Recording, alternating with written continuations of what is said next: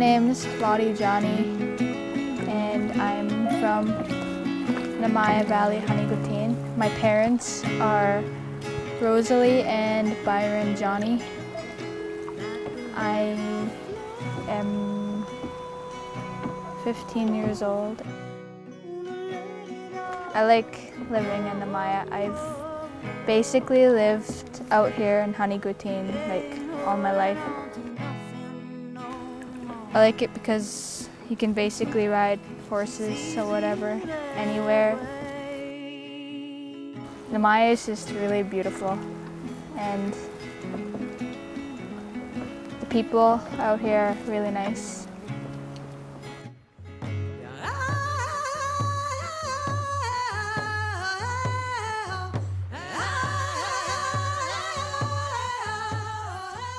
My name's Kayla Lula. My parents are Patrick Lula and Lorna Myers.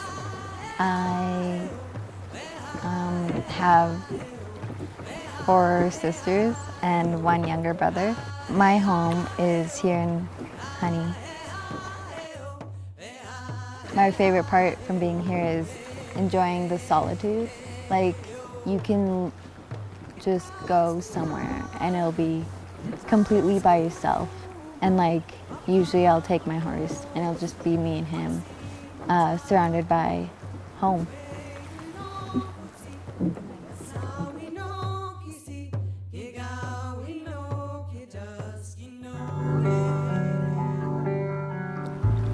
Well, the story about Tatlo and Nemiah is very well known around here, so I've grown up listening to it like a lot, and a lot of other legends that I've kind of like picked up on from like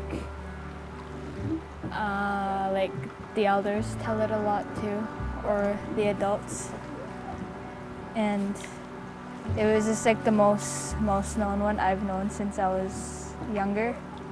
So yeah, that's how I got it. It started off like how Tatlo and Nemiah had 6 kids, and then I guess they got into an argument and they split, with taking 3 kids each with them, and they went their separate ways. Nemiah went towards, where's that place again? I think it was Testigo Lake, I have no idea, but on the way she planted potatoes, and Tatlo went up where like the mountain is, and they turned to stone, or the mountain, and if you like look at the mountain, it looks like, they say that Tatlo, you can see like, it looks like he has like the smaller mountains around him are his kids, and the one that's like right now there's the one that's sitting on his lap. It's pretty interesting, and Nemiah's mountain looks like it's laying down.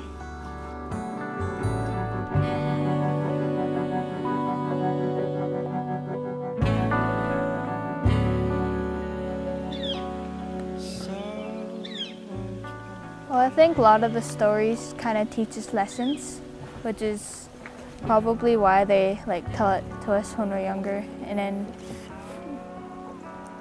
you just kind of learn from it. Like what I hear in most of the legends and stories I heard, it always teaches you something.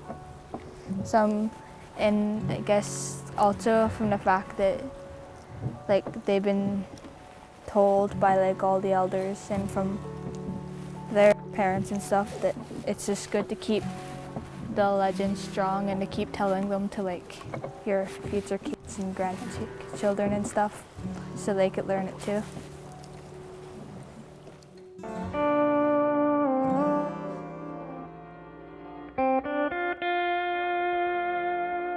Since maybe when I was 5, my parents, not only did they make sure that we could have the opportunities to experience our culture, but they pushed us to it, and they really guided us, being prideful to be, Native, and there was a lot of things I learned. There was a lot of rules that you had to do, and and there was quite a bit of smudging. I really enjoyed that. I just even liked the smell, and the feeling afterwards is like peace.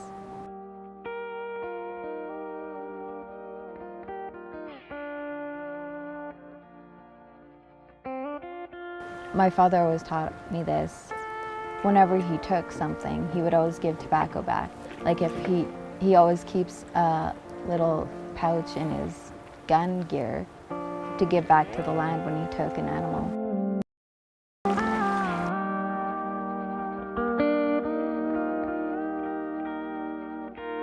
It was a couple summers ago. We were, I believe it was Potato Mountain trip. We were up there and we were digging Indian hellebore. And then my dad gave me a tiny bit amount of tobacco and said, just say a prayer. And I went and did that. And it was kind of like, you know, when they teach you how to ride a bike and they let go. It's kind of like that.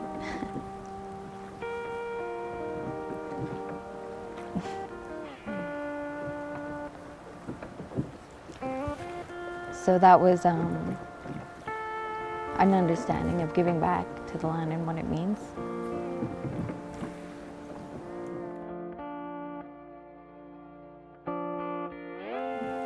I've been told is that you can't exactly like respect others unless you respect yourself. So respect ourselves, our land, like the people around us.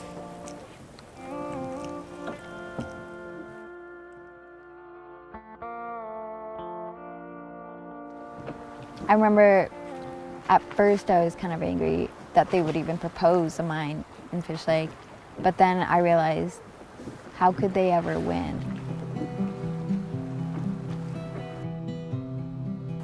Well, it is like our land and it's very sacred because like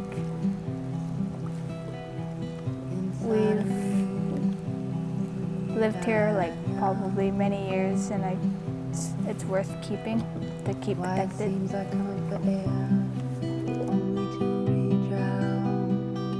I'm pretty grateful that they put in so much time going to all like lots of rallies and put in so much effort as to save Fish Lake because it's pretty important to us. So yeah, I would say thank you.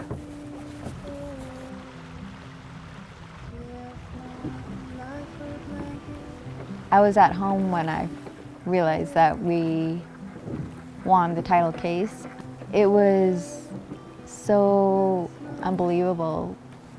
I took a few minutes for it to sink in, and then I was extremely proud. Like, everybody here has the right to do what they have always done as Tsilhqot'in people. Because I know that we've been going, like fighting for it for like many years, and then when we finally got it, it was pretty great. I was pretty happy.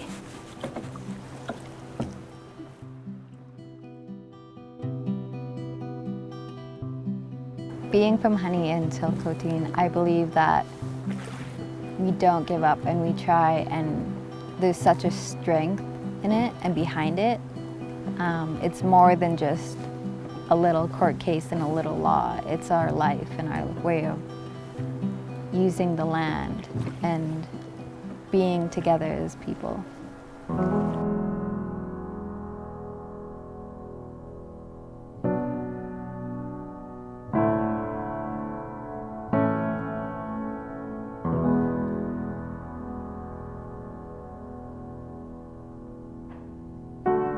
There is a house built out of stone. We're not gonna stop fighting. There probably will be lots of other issues where we have to go back to court or we have to try harder. And I feel like the next generation, growing up in that, we begin to think like, how can we help? Because all our parents and the generation before us have tried and have always been an example as to we have to fight for this.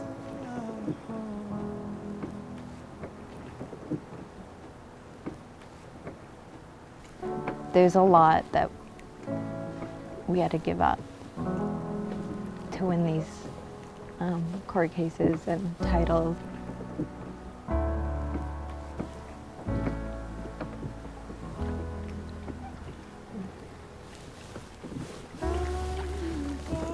I'm really happy they pushed through that struggle so that years later we can be here.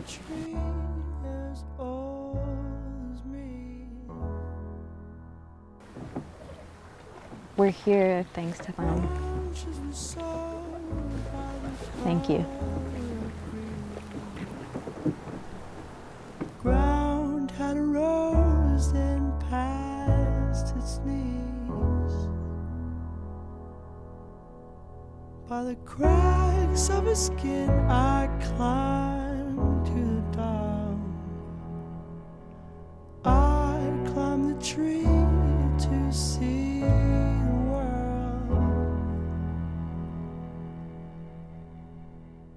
When the gods came around to blow